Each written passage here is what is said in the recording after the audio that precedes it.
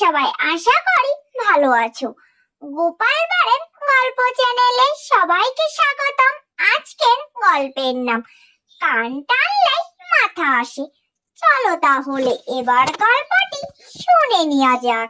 পণ্ডিত মশাই একবার মহারাজের কাছে তার ছেলের বিরুদ্ধে নালিশ জানিয়ে বললেন, আপনার ছেলে মোটেই লেখাপড়া করছে না, পড়ার সময় এদিক ওদিক ঘুরে বেড়ায়, আরো লেখাপড়ায় মাথা একেবারেই ঘামায় না।